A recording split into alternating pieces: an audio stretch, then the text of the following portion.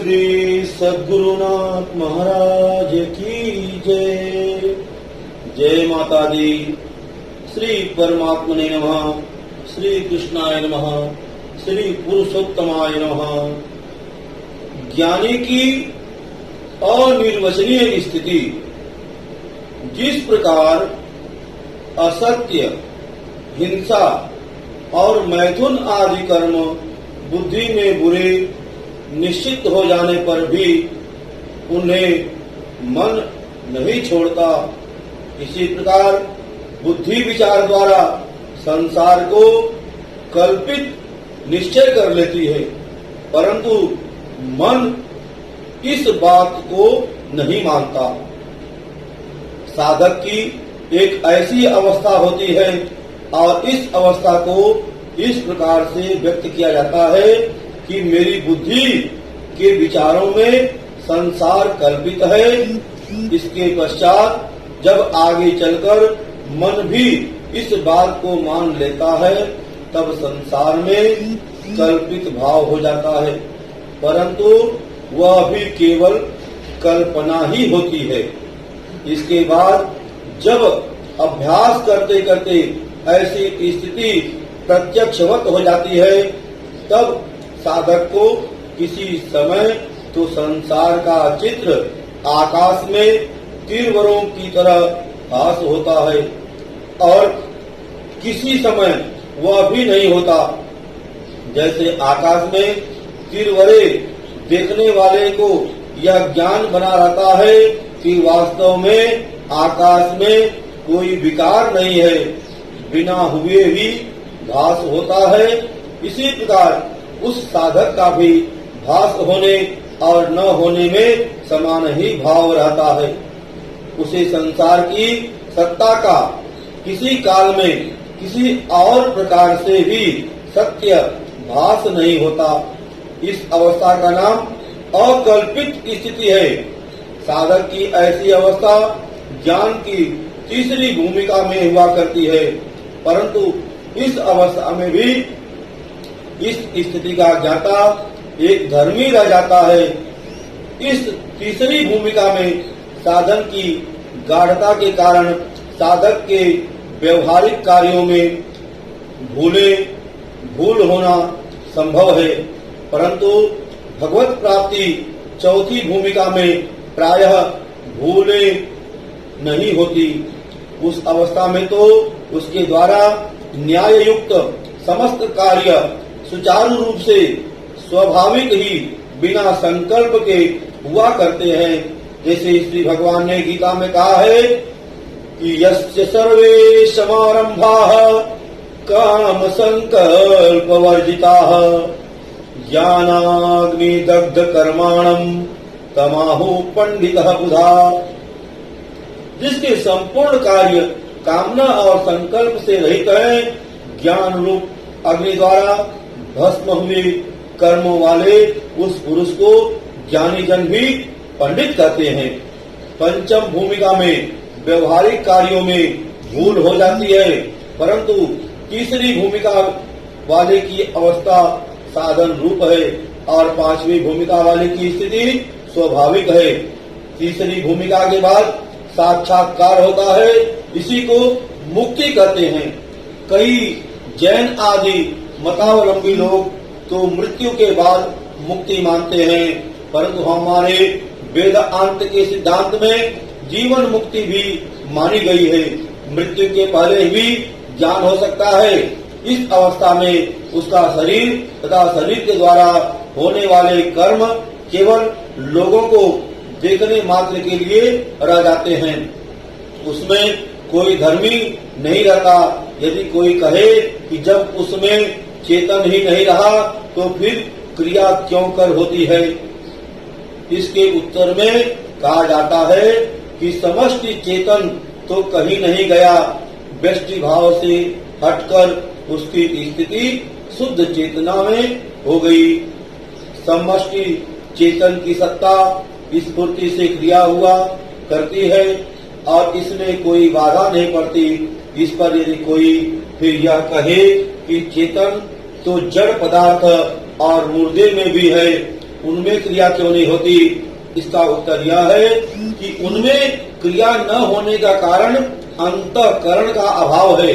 यदि योगी जन एक चित्त की अनेक कल्पना करके मूर्जा या जड़ पदार्थ में चित्त का प्रवेश करवा दे तो उसमें भी क्रियाओं का होना संभव है।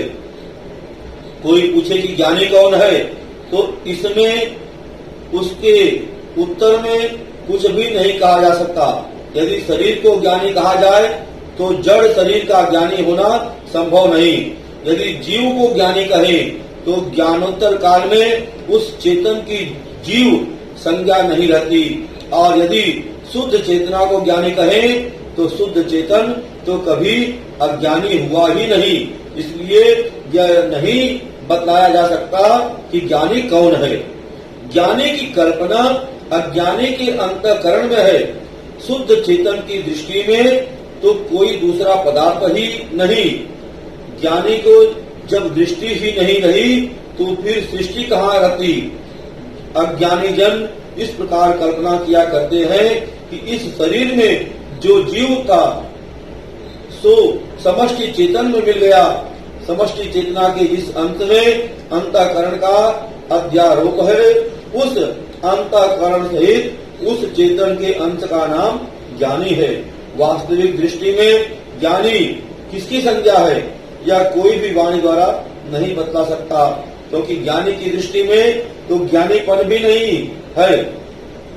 ज्ञानी और अज्ञानी की संज्ञा केवल लोक शिक्षा के लिए है और अज्ञानियों के अंदर ही इसकी कल्पना है। जिस प्रकार गुणातीत के लक्षण बताए गए हैं, भला जो तीनों गुणों से अतीत है उसमें लक्षण कैसे? लक्षण तो अंतःकरण में बनते हैं और अंतःकरण से होने वाली क्रिया त्रिगुणात्मिका है। बात यह है कि गुणातीत को समझने के लिए अंतःकरण की क्रियाओं के लक्षणों का वर्णन किया जाता है।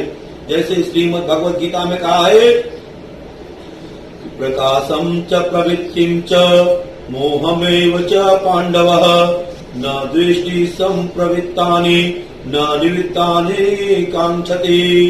इसी के आगे 23, 24 और 25 में इस श्लोक में भी गुणातीत के लक्षण बतलाए गए हैं।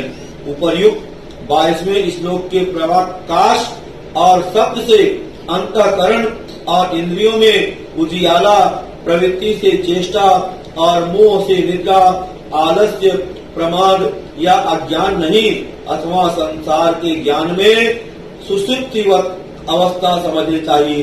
अंतःकरण में कोई धर्मी न रहने के कारण द्वेष और आकांक्षा तो किसको हो? राग, द्वेष और हर्ष, शोक आदि न होने के कारण यह सिद्ध होता है उसमें कोई धर्मी नहीं है। यदि जड़ अंतःकरण के साथ समष्टि चेतन की लिग्नता होती हो तो जड़ अंतःकरण में राग, द्वेष आदि विकारों का होना संभव होता है, परंतु समष्टि चेतन का संबंध अंतःकरण से नहीं रहता। केवल उसकी सत्ता स्फूर्ति से चेष्टा होती है। ये सब लक्षण भी वहीं तक है जहाँ तक संसार का चित्र है, और ये साधक के लिए आदर्श उपाय स्वरूप है। इसलिए शास्त्रों में इसका उल्लेख है कि गुणातीत की वास्तविक अवस्था को कोई दूसरा न तो जान सकता है और न बतला ही सकता है। वह स्वयं वेद स्थिति है, परंतु यदि कोई इस प्रकार परीक्षा करे कि मुझमें ज्ञानी के लक्षण हैं या नहीं, तो जानना चाहिए कि इसे ज्ञान नहीं है। लक्षणों को खोज से यह बात सिद्ध हो गई है कि उसकी स्थिति शरीर में है। उस ज्ञानी की सत्ता ब्रह्म से भिन्न है, नहीं तो खोजने वाला कौन और स्थिति किसकी? और यदि खोजना ही चाहे तो केवल शरीर में ही क्यों खोजे? पाषाण या वृक्षों में उसे क्यों न खोजे? केवल शरीर में ढूंढने से उसका शरीर में अहम भाव सिद्ध होता है। इससे तो वह अपने आप ही क्षुद्र बना हुआ है। हाँ, यदि साधक शरीर से अलग होकर दृष्टा बनकर पत्थर और वृक्ष आदि के साथ अपने शरीर की सादृश्यता करता हुआ विचार करे तो इसमें उसे लाभ होना संभव है। जैसे श्री गीता में लिखा गया है कि नान्यम गुणे विकर्तार यदा दृष्टानुपश्यति गुणेभ्यश्चम परम वेत्ति मद्भावम सो अधिगच्छति।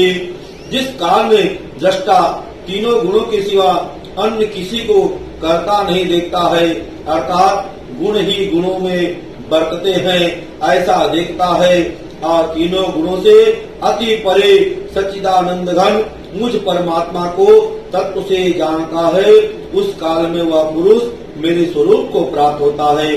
परंतु जो कहता है कि मुझे ज्ञान नहीं हुआ, वह भी ज्ञानी नहीं है, क्योंकि वह स्पष्ट कहता है। और जो कहता है कि मुझे ज्ञान हो गया, उसे भी ज्ञानी नहीं मानना चाहिए, क्योंकि यो कहने से ज्ञाता, ज्ञान और ज्ञेय तीन पदार्थ सिद्ध होते हैं। और जो यह कहता है कि ज्ञान हुआ कि नहीं मुझे मालूम नहीं, सो भी ज्ञानी नहीं है, क्योंकि ज्ञानोत्तर काल में इस प्रकार का संदेह रह नहीं सकता। तो ज्ञानी क्या कहे, इसका उत्तर नहीं मिलता, और इसलिए यह स्थिति अनिर्वचनीय कही गई है। बोलिए श्री शंकर भगवान की जय।